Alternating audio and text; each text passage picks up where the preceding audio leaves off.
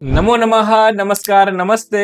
मैं शैलेश घोड़के आप सभी का पुन्हा एक बार हार्दिक स्वागत करता हूं। इयत्ता 10वीचा संस्कृत विषयाचा पेपर आहे। शेवटच्या दिवशी कशा प्रकारची तयारी करायची आहे, ज्यांनी अभ्यास केला ते संपूर्ण पूर्ण 100 मार्क्स कसे घेऊ शकतात आणि ज्यांनी अभ्यास केलेला नाहीये शेवटच्या दिवशी अभ्यास करून कसे चांगले मार्क्स मिळवून घेऊ शकतात याची चर्चा आपण करणार आहे। म्हणजे कोणते प्रश्न महत्वाचे आणि सोडवायचे कसे, रिव्हिजन कसं करायचं आणि परीक्षेमध्ये लिहायचे कसे याची चर्चा आपण करणार आहे।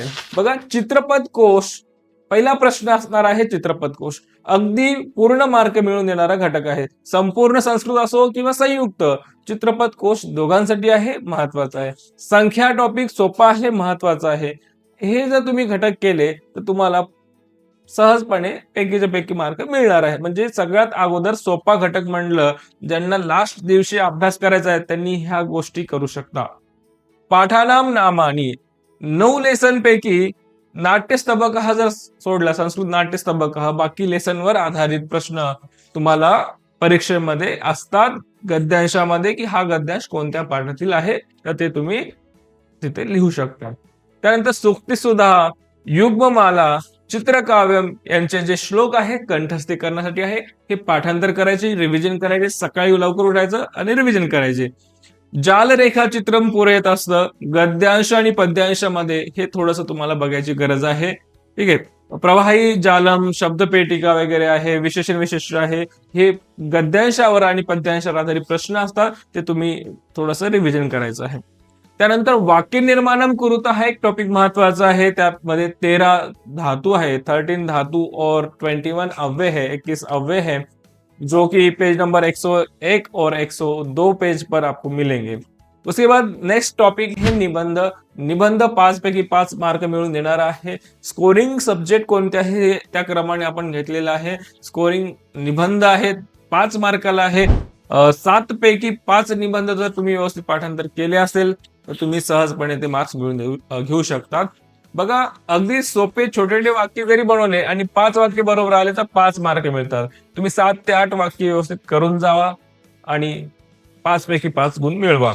संख्यावाचक शब्द 18 वाक्य आहे, त्यामध्ये पेज नंबर 100 वर अगदी सोपे आहेत। क्रमवाचक, आवृत्तीवाचक आणि संख्यावाचक। आवृत्ती म्हटलं की रिपिटेशन, एक वारम, द्विवारम, त्रिवारम, चतुर्वारम, पंचवारम, षडवारम, सप्तवारम, ह्या गोष्टी तुम्ही सहजपणे करू शकता। पैकीच्या पैकी गुण मिळणार आहे। 3 मार्कासाठी हा घटक असतो। त्यानंतर नाम तालिका कुठून करायच्या, खूप मोठा प्रश्न आहे। नाम तालिका असेल, सर्वनाम तालिका असेल, क्रियापद तालिका असेल आणि विशेषण विशिष्ट तालिका, या 4 प्रकारच्या तालिका 2-2 मार्कासाठी संपूर्ण संस्कृतसाठी आहे। संयुक्त संस्कृत ज्यांचा आहे त्यांना नाम आणि सर्वनाम वेगळं करायला, नाम और सर्वनाम अलग करने के लिए क्रियापद और धातुसाधित विशेषण तालिका जो है धातुसाधित विशेषण, उनको अलग करने के लिए हाफ संस्कृत जिनका है उनके लिए प्रश्न रहेगा। नाम तालिका 8वी, 9वी आणि 10वीच्या पुस्तकातील करायच्या सुरुवात 10वीच्या पुस्तकापासून करायची आहे। 10वीच्या पुस्तकामध्ये जेवढे पण व्यंजनांत शब्द दिलेले आहेत ते तुम्ही पाठांतर करायचे, मोस्ट इम्पॉर्टंट आहे 10वीचं पुस्तक। 9वीच्या पुस्तकामध्ये सुद्धा तुम्ही बघू शकता आणि 8वीच्या पुस्तकामध्ये माला शब्द खूप वेळा विचारलेला आहे, तर माला शब्द जर माहिती नसेल तर ते तुम्ही एकदा रिव्हिजन करून जायचं नाम तालिकामध्ये। सर्वनाम तालिकामध्ये 8वी आणि 9वीच्या पुस्तकामध्ये सर्वनाम तालिका आहे, ज्याच्यामध्ये अस्मद, युष्मत सर्वनाम, त्यामध्ये अस्मद सर्वनाम खूप महत्वाचा आहे, परीक्षेमध्ये विचारला जातो। त्यानंतर तत् सर्वनाम, सह तौ ते, तम तौ तान पुल्लिंग मध्ये असेल, सा ते तहा, ताम ते तहा स्त्रीलिंग असेल, तत् ते ता आणि नपुंसकलिंग। पुल्लिंग आणि स्त्रीलिंग केलं तर सफिशियंट आहे। नपुंसकलिंग पुल्लिंग प्रमाणे तृतीय आणि सप्तमी आहे, त्यामुळे ते डिफिकल्ट नाहीये। सर्व असेल, बाकी इतर पण आहेत, किमचे सर्वनाम आहेत, परंतु तत् आणि अस्मद परीक्षेमध्ये विचारतातच, कमीत कमी तेवढे करायचेच आहे। त्यानंतर क्रियापद तालिका संपूर्ण संस्कृतवाल्यांसाठी आपण चर्चा करतोय, विशेष करून संपूर्ण साठी अष्टमी, नवमी आणि दशमी ह्या तिन्ही वर्षातील जे 5 लकार, संस्कृतमध्ये 10 लकार आहेत, त्यापैकी 5 लकार परीक्षेमध्ये आपल्याला आहेत।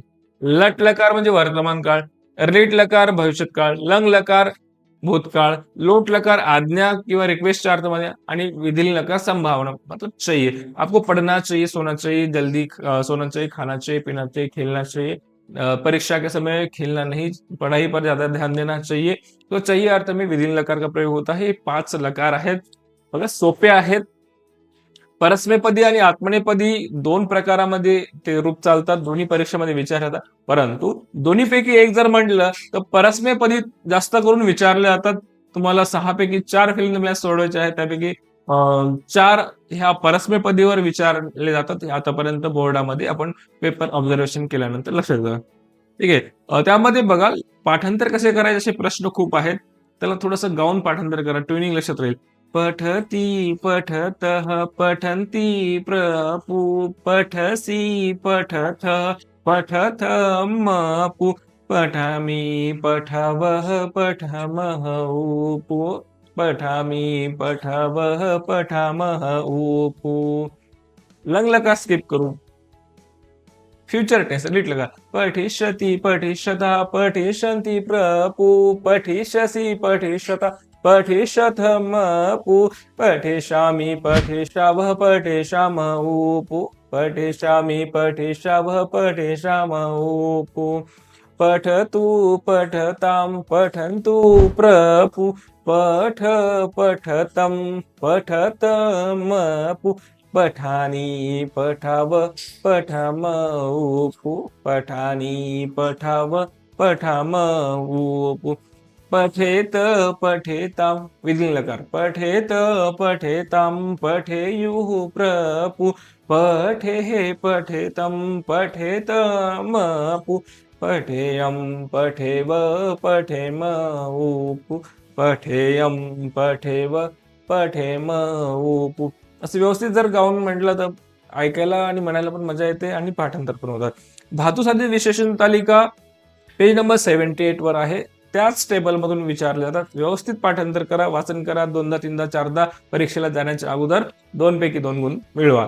समास आहे. समासामध्ये विशेष म्हणजे अभ्यासपत्र 1 ते 4 जे आहे त्यामध्ये पेज 53 असेल 59 असेल तर ह्या पेजवर आधारित समास विचारले जातात जास्त करून. त्यामुळे हे पेज तुम्ही व्यवस्थित वाचून जा. समानार्थक विरुद्धार्थक शब्द आहे, त्याचे काही नोट्स PDF नोट्स महत्वाचे काही शब्द पूर्ण पुस्तकातील मी दिलेले आहेत. तुम्हाला टेलिग्राम चॅनलवर मी अवेलेबल करून देईल. खाली डिस्क्रिप्शन बॉक्समध्ये लिंक असेल, तिथून तुम्ही ते डाउनलोड करू शकता. 3 मार्कासाठी समानार्थक विरुद्धार्थक शब्द आहे. त्यानंतर सूचनानुसारम कृतीकृत. बघा संख्या जे आहेत क्रमवाचक, आवृत्तीवाचक आणि संख्यावाचक. त्यानंतर समास आणि समानार्थक विरुद्धार्थक शब्द हे 3 जर प्रश्न जर व्यवस्थित केले तर तुम्ही हे सगळे प्रश्न स्किप करू शकतात. ग्रामरचे ग्रामर जे खूप अवघड वाटतं ना, हे सगळे ग्रामर. वाच्य परिवर्तन असेल, लकार वचन भवास्थानी त्वम त्वमस्थानी भवांस मनिष्का असेल, निजंत असेल, पूर्वकालवाचक असेल, तर हे टॉपिक सूचनानुसारम कृतीकृतामध्ये 3 मार्कासाठी परीक्षेमध्ये आहे. खूप सारे टॉपिक आहेत, 3 मार्कासाठी आहे. याला स्किप करायचं असेल तर समास, समानार्थक विरुद्धार्थक शब्द आणि आवृत्तीवाचक, क्रमवाचक आणि संख्यावाचक ह्या संख्या ज्या आहेत त्या 3 प्रश्नावर फोकस केला तर हे तुम्ही स्किप करू शकता. अदरवाईज याचे व्हिडिओ आपल्या चॅनलवर अवेलेबल आहेत, तिथून तुम्ही ते बघू शकता. त्याच्या व्यतिरिक्त तुमच्या विद्यार्थ्यांना, तुमच्या मित्रांना किंवा तुमच्या नातेवाईकांना जर कोणाला संस्कृतचा क्लास जॉईन करायचा असेल तर इझी लर्निंग वर व्यवस्थित सगळे व्हिडिओ, रेकॉर्डेड व्हिडिओ असेल, लाईव्ह लेक्चर असतील, नोट्स असतील अवेलेबल आहेत. खाली लिंक दिलेली आहे, तिथून तुम्ही जॉईन करू शकता. त्याच्या व्यतिरिक्त इझी लर्निंग चॅनलवर वेगवेगळे भरपूर कोर्सेस आहेत. तुम्हाला जसे पाहिजे तसे 8वी 9वी 10वी 11वी 12वी. ठीक आहे. बेसिक पासून ऍडव्हान्स पर्यंत वेगवेगळे कोर्सेस अवेलेबल आहेत. तुम्ही चॅनलला व्हिजिट करा, ऍपला व्हिजिट करा. खाली लिंक दिलेली आहे, तिथे तुम्ही बघू शकता. त्यानंतर लेसन मध्ये जर बघितलं, ऑल लेसनच्या संधी ज्या पाठाच्या शेवटी आहेत त्या तुम्ही व्यवस्थित वाचायच्या आहे. त्या जर वाचून होत नसेल तर तुम्हाला नोट्स टेलिग्राम चॅनलवर मिळेल, त्यामध्ये तुम्ही बघू शकता. एकदा वाचून जा, परीक्षेमध्ये मार्क मिळतील. एक पेजवर पूर्ण संधी आहे, पूर्ण पाठाच्या संधी आहेत, त्या महत्वाच्या संधी बघू शकता. सरलार्थ लेखनासाठी प्रश्न असतो. संस्कृत नाट्यस्तबक आणि नदी सूक्तम ह्या 2 पाठावर आधारित असतो. त्यापैकी संस्कृत नाट्यस्तबक तुम्ही व्यवस्थित करा, त्यातून प्रश्न परीक्षेला 100% असतो. त्यानंतर अन्वय लेखन असतो. सूक्तिसुधा आणि युग्ममाला हे 2 पाठ जे आहेत ते अन्वय लेखनासाठी महत्वाचे राहतील. सरलार्थमध्ये पद्यांशामध्ये, श्लोकांमध्ये वाचन प्रशंसा आणि मानवता धर्म हे दोन पाठ दिलेले आहेत, ते तुम्ही व्यवस्थित वाचून जायचे. सोपे, दोन्ही पण सोपे आहेत, छोटे छोटे आहेत, सोपे आहेत.